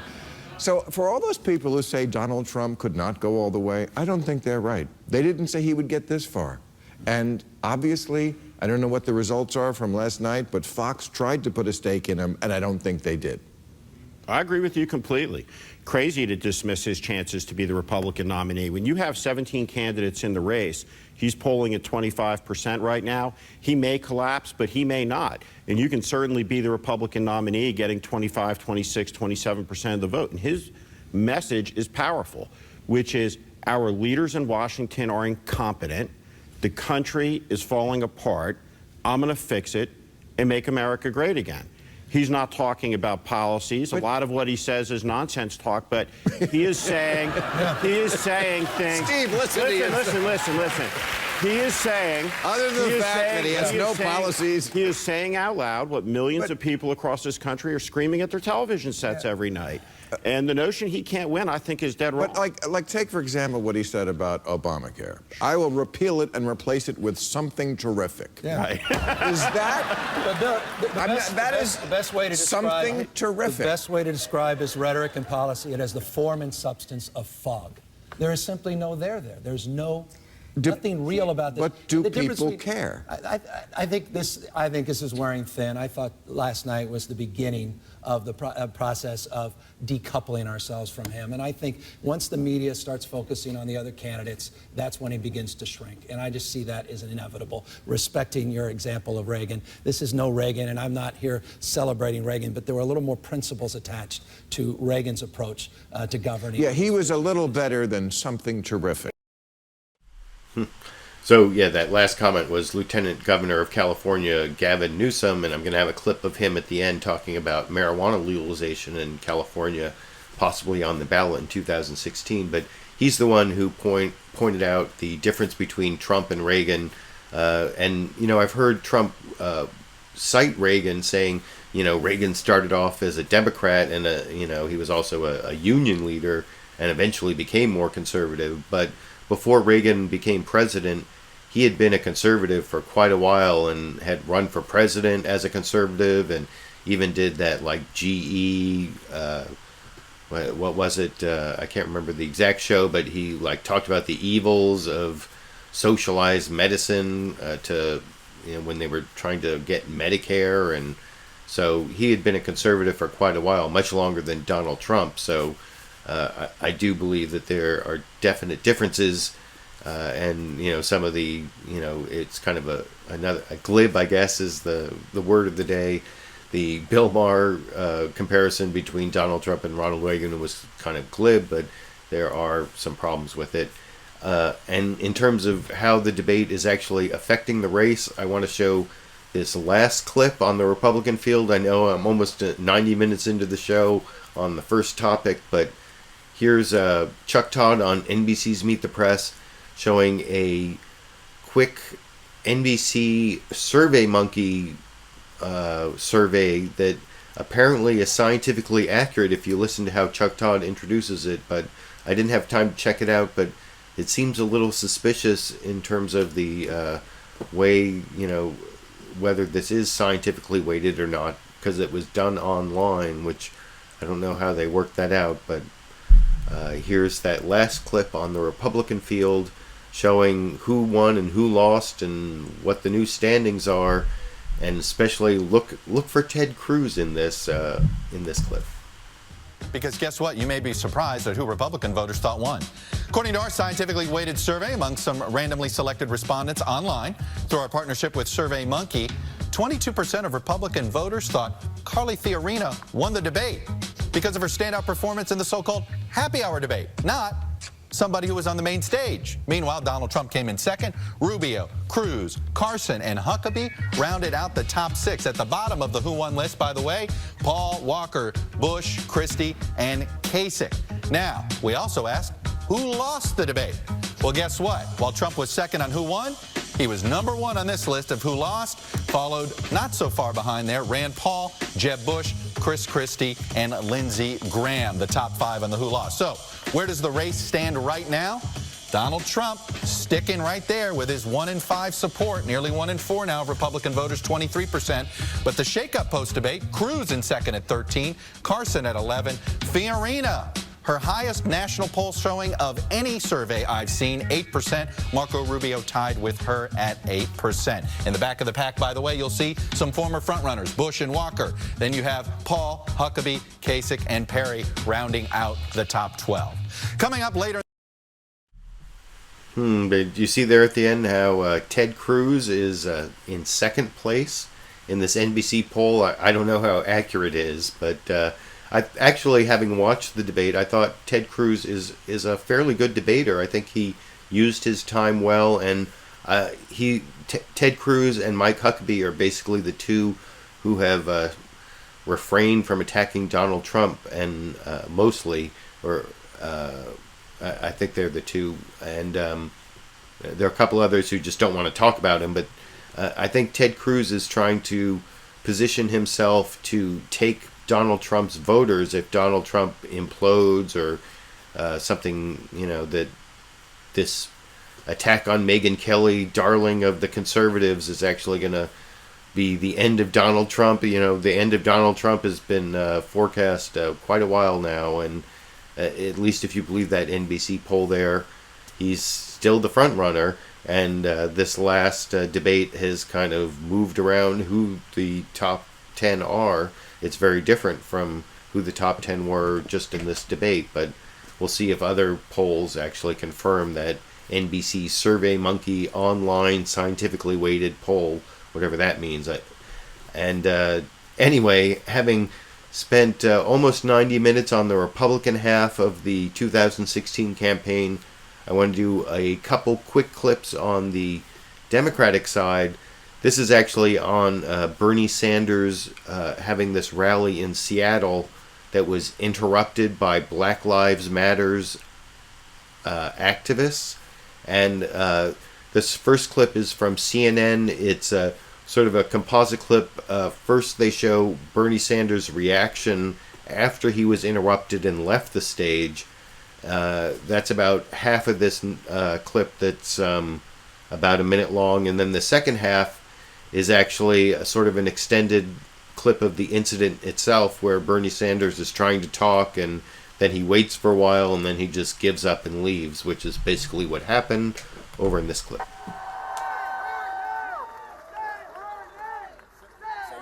What is your reaction to those protests? Well, I think it's unfortunate because among other things, I wanted to talk about the issue of Black lives, of the fact that the American people are tired of seeing unarmed African Americans shot and killed. But there are other issues as well that we have to talk about. They want to hear your criminal justice reform. I didn't want to hear anything. You're never going to hear Bernie speak unless I hear it silent here now.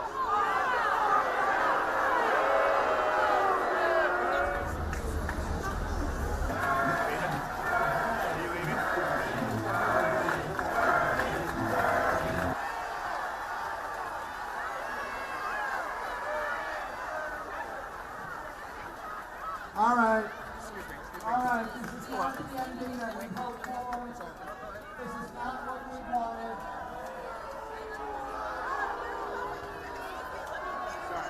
Sorry, Jane. Now, there have been a lot of different reactions to what happened yesterday with Bernie Sanders and the Black Lives Matters protesters. I mean, in terms of where the line is for free speech, as someone who has studied the First Amendment, as a lawyer and constitutional law, I think that there is a right of hecklers to voice their opinions during a speech until it gets to what's called a heckler's veto. That's where the heckler stops the main speaker from being able to speak beyond just giving their message. And I think that kind of happened in this protest on Saturday. I don't know exactly why it did, but apparently the Black Lives Matters people took over the microphone for like 20 minutes while Bernie Sanders waited, and then he just gave up, even though there were a lot of people there to see him talk about, I think it was Social Security from what I saw from the coverage. And I wish Bernie Sanders had a stronger message to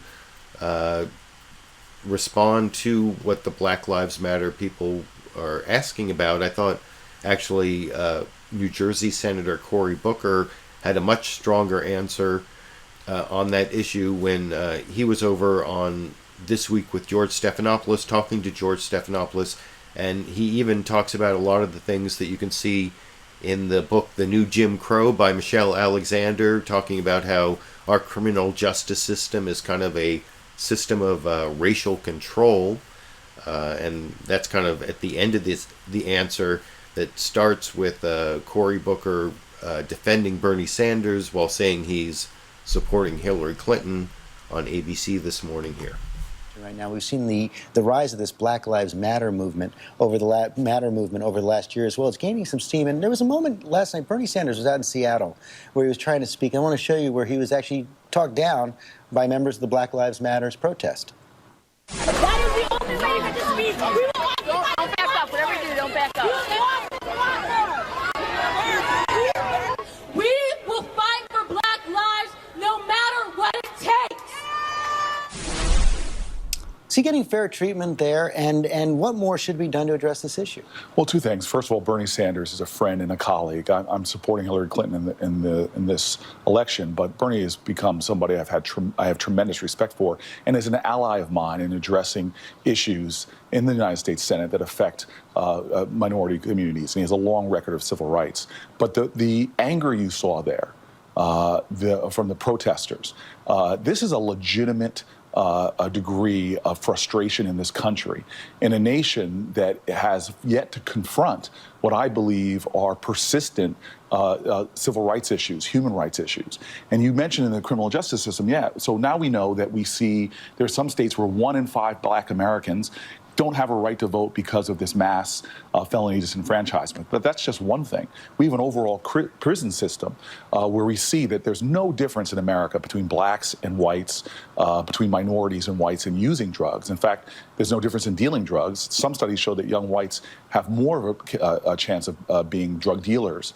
But yet we have an incarceration rate for drugs, for drug use and for drug selling that is disproportionately seen in communities of color. And the result of that has created these awful realities in America, where right now we have more African Americans under criminal supervision than all the slaves in 1850, where we have a nation that has states like mine that has 14, 15% African Americans, but the prison population is over 60% black. And so when you know that there's no difference, but if you're an African American, you're almost 4 times more likely to be caught for your use of marijuana than if you were a white. When you see a criminal justice system that is not what the Supreme Court has etched in its wall, equal justice under the law, please understand that there's going to be an understandable reaction to that in our country. And the criminal justice system is so overbroad right now that we as a nation are spending $250 billion a year. We're 4% of the globe's population, 4 to 5%, but we have 1 out of every 4 imprisoned people here in this country. And so, yeah, there's a reason to be upset, and there's a reason to act out. Senator Cory Booker, thank you. So, like I said, that's a really good answer from New Jersey Senator Cory Booker on the whole Black Lives Matter movement and their interruption of Senator Bernie Sanders. Not so much on whether they should or should not have interrupted him, but on the important issues that are being advocated by this, new civil rights movement, I think is one way to look at it. And I'm going to show another answer from New Jersey Senator Cory Booker in that same interview with George Stephanopoulos on ABC's This Week This Morning. This isn't on Black Lives Matter, so it's actually on the 50th anniversary of the Voting Rights Act this week, which was commemorated with some clips of Lyndon Baines Johnson, the president who signed the Voting Rights Act, talking about how important it was. And then you can see Cory Booker, I think, actually doing a better job, at least for a modern audience, of explaining the importance of it all than LBJ did over in this clip. Millions of Americans are denied the right to vote because of their color. This law will ensure them the right to vote. The wrong is one which no American in his heart can justify. The right is one which no American, true to our principles, can deny. Historic moment 50 years ago, Lyndon Baines Johnson signing the Voting Rights Act. Cory Booker, Senator Cory Booker from New Jersey, is a man who says that Voting Rights Act under threat right now. Thank you for joining us this morning. And you and others have argued that the combination of the Supreme Court's decision back in 2013, which overthrew a key portion of the Voting Rights Act, efforts to pass new voter ID laws in dozens of states, puts the Voting Rights Act under real threat. So I guess my question is, what is the solution? Some, like Martin O'Malley, say you need a constitutional amendment to guarantee the right to vote. Well, first, I just want to press the case because many people don't understand that this Voting Rights Act, the Voting Rights Act is under threat. And these voter ID laws, which are being passed in many states, have a disproportionate impact on poor folks, yeah, a lot minorities. Of people say, what's the harm in making sure that there's no fraud at the voting booth? I think that's the point, which is there is no fraud at the voting booth. In fact, take Texas, for example, where Lyndon Johnson's obviously from. They've passed these voter ID laws. And the decade before it, 10 years, they only prosecuted 2 people for in-person voter ID. Only 2 people. You're more likely to get struck by lightning in Texas than to find any kind of voter fraud. But yet they passed a law that even right now we saw that the circuit court said that there's 600,000 people being affected by this, disproportionately minority, disproportionately poor. So when you see all these voter restrictions taking advantage of the loopholes that were opened up in the Voting Rights Act by the Shelby decision, the lack of pre-clearance necessary, you suddenly see people racing to put in laws that really are, as we see, a solution that has no problem, and in fact is creating the problem of denying. But if it is, do you need a So that was another great answer from New Jersey Senator Cory Booker. As I said before on his Black Lives Matter answer, I think he showed a really good understanding of some of the issues in the new Jim Crow, from the, about how our criminal justice system is sort of a new system of racial control that replaces Jim Crow and the way Jim Crow replaced slavery. And in that answer from Cory Booker about the Voting Rights Act and the 50th anniversary, I thought he also showed a really good understanding of the way these voter ID laws have been a solution in search of a problem. The incidences of voter fraud are almost non-existent, and yet these laws have been passed that really disenfranchise a lot of people, elderly people, poor people, minority people who don't have birth certificates, weren't born in hospitals, don't have the means to get their birth certificates. That it's a real problem, and so I thought that was a great answer there. Before I leave the issue of race, I want to show one more clip. This is CBS's Face the Nation that actually commemorated the 1-year anniversary of the shooting of Michael Brown. That's 1 year ago today in Ferguson, Missouri. In some ways, that was really the, some people say Trayvon Martin, but I think Michael Brown in Ferguson, Missouri is really the main impetus of Black Lives Matter. And I'm going to show a clip of NAACP head Cornell William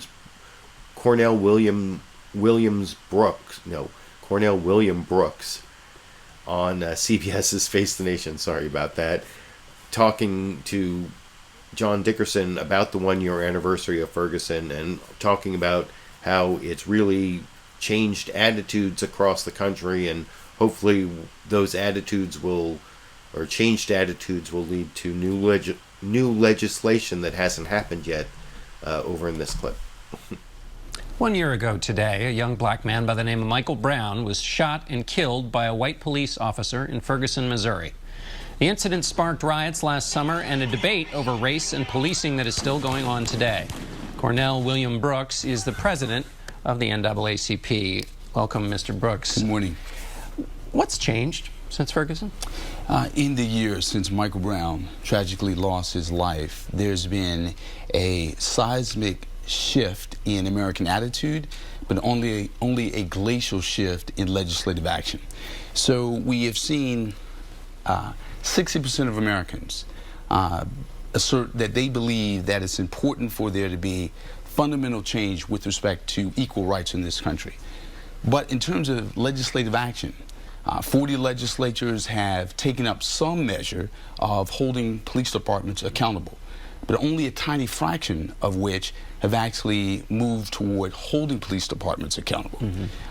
Congress has taken some action to count the number of tragic police-involved deaths in terms of Tamir Rice's, Michael Brown's, Sandy Bland's, but beyond counting the number of deaths to actually preventing those deaths, they're not taking any action. When you talk about holding police accountable, we're talking about body cameras. What else?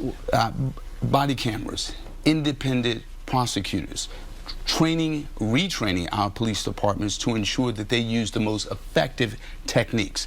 The point being here is we know that where communities are the subject of police protection as opposed to objects of suspicion, police officers are safer, as are communities. But we've not seen action, which is why the NAACP and so many others have engaged in this march from Selma, Alabama to Washington, D.C. that we call America's Journey for Justice, in which we plan on bringing thousands of people into the nation's capital on September 15th to call on Congress to do a couple of specific things. Pass the End Racial Profiling Act. 2, pass the Law Enforcement Trust and Integrity Act. In other words, we have to call on police departments to not engage in racial profiling, which they're free to do now. 2, we have to call on them to retrain their officers. And 3, use evidence-based strategies for policing.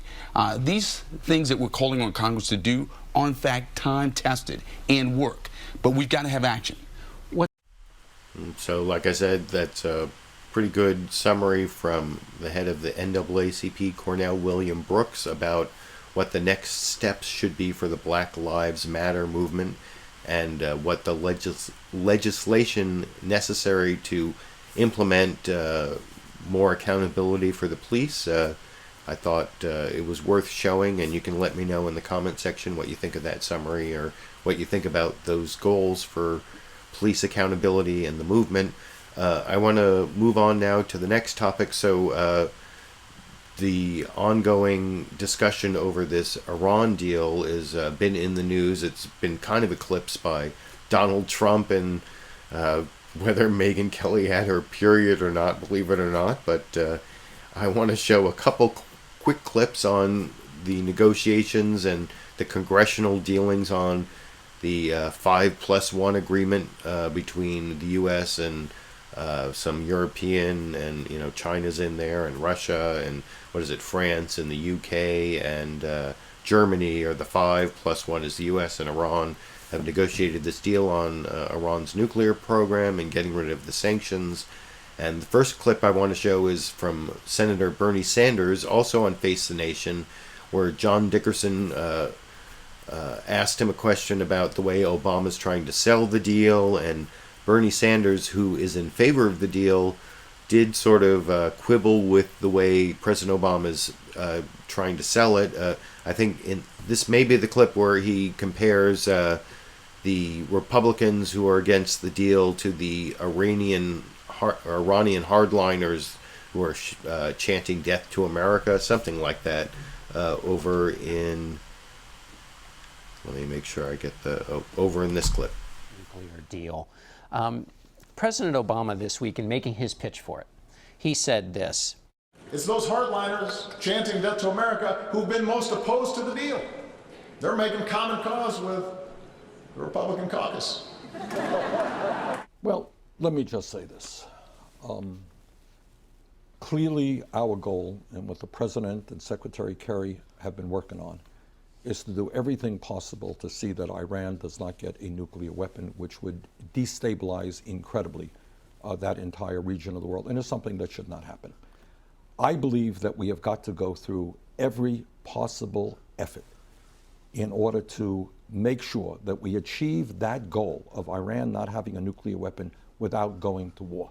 So do you support the agreement? Yeah, I do. So you're, okay. Look, I'm not going to tell you that this is a perfect agreement, and every agreement can be better. But what the president has had to do is negotiate with the P5+1 and Iran, and I think that reaching an agreement, giving it a chance, makes a lot more sense than the option. The president said, though, this idea of the hardliners chanting "Death to America" in Iran making common cause with the opponents of this deal.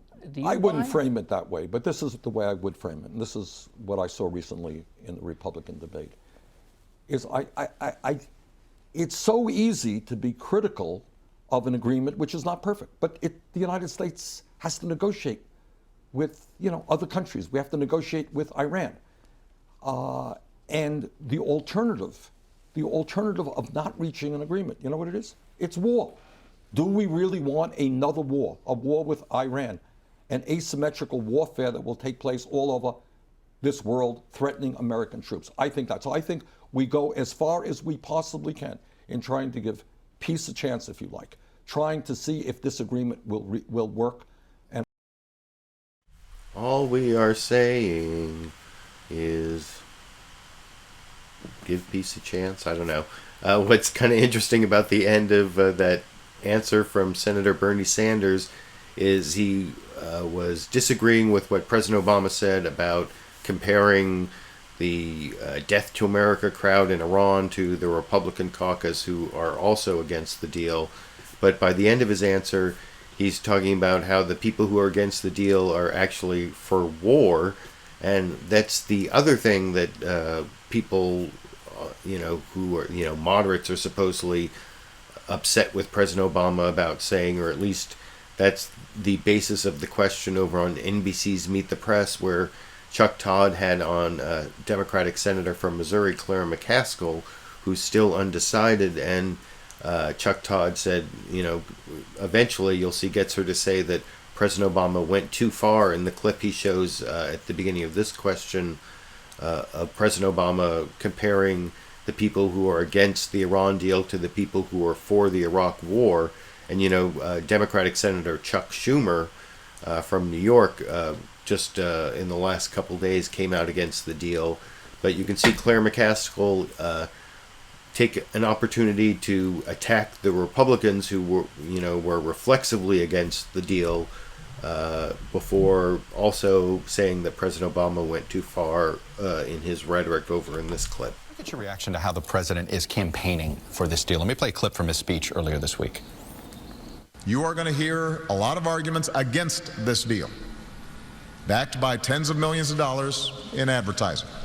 And if the rhetoric in these ads and the accompanying commentary sounds familiar, it should. For many of the same people who argued for the war in Iraq are now making the case against the Iran nuclear deal. It's not just Republicans against this deal.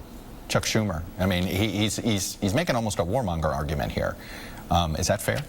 Is that fair to Democratic skeptics? You're not there. Do you like hearing this? Do you feel pressured by that rhetoric? I don't think any of us feel pressured either by Chuck Schumer's rejection of this deal or the president's full-throated support of this deal. I hope that all of my colleagues are doing what I'm doing, and that is doing our homework. One of the things that was most disappointing is the Republicans insisted on 60 days to review this deal. It appeared to me most of them made their mind up in about 5 minutes. Right. And so I think this is one where the heightened rhetoric on both sides is not always helpful, and I hope that more senators keep their blinders on, do their homework, and figure out which way do we secure Israel and secure our country by doing this deal, and if we don't do the deal, what does the world look like? Did the president, though, make the best case he could have, or could he have done it better? I think he is pushing hard, and I respect that he feels very strongly about this. I think always when these decisions are hard, maybe less is more. When it comes to rhetoric. Less is more when it comes to rhetoric, so that's like the closest she came to criticizing President Obama. That's the last clip I want to show on this Iran deal. The Congress has 60 days, so this should be an ongoing issue. I'm sure there will be clips in the upcoming shows. The last issue, so this isn't really in the news so much unless you're paying attention to what's going on in California, as I'll explain. But this is a clip on marijuana legalization. California Governor Gavin Newsom was on HBO's Real Time with Bill Maher, and it didn't come up in the broadcast on HBO, but they have their overtime segment, which is up on YouTube. I put a link down to the full overtime. It's almost 12 minutes long that you can watch.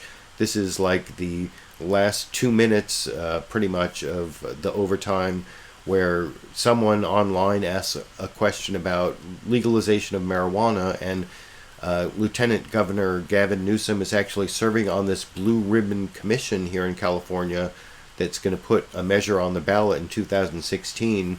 And the ACLU of Northern California that I've been involved with for a long time is also has some representation on that commission, as I'll discuss after you watch that clip from HBO's Real Time with Bill Maher, the overtime segment last Friday, that's available in full on YouTube in this clip. Gavin, do you support the legalization of recreational marijuana in California? As some folks may know, we very likely to have a ballot initiative in 2016 to tax and regulate marijuana for adults, and we have strong confidence we'll win. We got to do it right and be thoughtful and deal with the legitimate concerns folks have about our children and not allowing big tobacco to come in, become big marijuana. Right. So we want to do it in a very thoughtful way, and we'll have that opportunity next year. And you're for it? Leading the effort. Right, I know you always have been, yeah. And that would be good because, 4 states have it legal now. Yeah.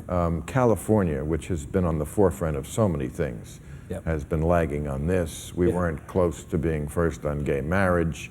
I'm going to start calling us West Arizona. Well,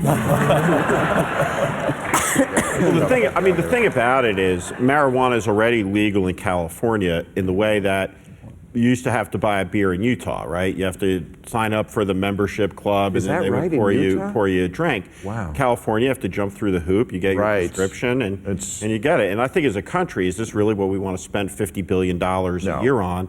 Fueling an enormous law enforcement bureaucracy, the militarization of police departments as they seize, the rationale for, well, this is why we need an armored personnel carrier to enforce the drug warrant for a nonviolent marijuana offender, and the civil asset forfeiture that comes along with it. And for a conservative concerned about the size and growth of government, this is something you should absolutely be for, because it's one of the most effective ways of reducing the size and scope and influence and hypocrisy of government. Right. I've said that years ago, that this is an issue the Republicans could have stolen from the Democrats. Absolutely. Ultimate freedom manifestation issue. of big government. Right. Now, on that last issue that Bill Maher raised, I actually made a video about him raising that issue years ago when he had Snoop Dogg on. This is a couple years ago. Can Republicans steal the marijuana issue? And I'll put a link that you can click on right here or down in the video description if you want to watch that 5.5-minute video or just under from 2 years ago about Bill Maher asking whether Republicans could steal the marijuana issue, although I don't think they have or will, and I'm going to show a clip from Marco Rubio at the end on that. And then regarding what Lieutenant Governor of California Gavin Newsom was saying there about the probability there will be a legalization initiative on the California ballot in 2016. Just about a week or so ago, the Blue Ribbon Commission he's on put out this report, Policy Options for Regulating Marijuana in California. And you can see Lieutenant Governor Gavin Newsom is the chair. There's also this Stanford University professor, and then Abdi Soltani from the ACLU of California was also on that, one of the steering committee members for that report. And I put a link to that entire report down in the video description. I actually haven't had a chance to read the full report yet, although I had a little input in as like in a little advisory group, not anything major, or I basically got to hear some of what was going on while that was in process. But what I understand is it's kind of conservative in the way that it protects children and puts limits on the proliferation of marijuana into places where people are worried about it proliferating. But it's also kind of progressive in the way that it stops corporations from taking over the marijuana business. Big marijuana not being like big tobacco. That's one of the goals. But I may talk about that more in a future video once I have a chance to read what happened or what they say in detail in that report, and as that progresses. But in terms of Republicans stealing the marijuana issue, I don't think that's going to happen based on what I've seen from Republican candidates other than maybe Rand Paul. I want to show Marco Rubio, in honor of Marco Rubio, do a quick little Marco Rubio. And for someone who has a dry mouth, you would think he would be more in favor of legal recreational marijuana, but he just says like a little bit in favor of medical marijuana. Anything that can be proven to help people, he would include marijuana, but nothing special about it, and certainly not legal recreational marijuana in the final clip of the evening that you can see here. I stand on an issue. We have a deal with Facebook. The final question goes to them. Ryan Love asks, how does Senator Rubio feel about states legalizing marijuana? Well, I've said that I'm open to medicinal uses of anything, particularly marijuana, and if in fact it goes through the FDA process and you can come up with a proven medicinal benefit to that substance, I'm open to that. I'm not in favor of legalizing marijuana. I'm not. I never have been. I think the country... States that have, would you then use the federal government to supersede those state laws? Well, the federal government needs to enforce federal law. You think that you would enforce the law? Right now the law in the book says Colorado, you can make an argument what Colorado and Washington State are doing, and then Oregon and Hawaii. I believe the federal government needs to enforce federal law. Senator Rubio? Thanks. So that sounds kind of ominous. If Marco Rubio turns out to be the president of the United States, those states that have legalized marijuana sound like they may be in for some trouble from the U.S. Attorney's Office, from people prosecuting the people of Colorado, Washington, Oregon, and hopefully by 2016 or 17, California, who are using what is legal in their state, but maybe the federal government's going to crack down on them. And I don't think there are any Republicans other than Rand Paul who have taken anything like a pro-recreational marijuana position, and that's about as far as anyone goes. What you saw from Marco Rubio there, kind of disappointing. So that's the show for tonight. I want to finish up real quick. Like I said, it should be at least one more show is going to be recorded. Then in 2 weeks, hopefully, I'll be able to go live again once I'm not being sued by Fullscreen. I don't want to go into all that.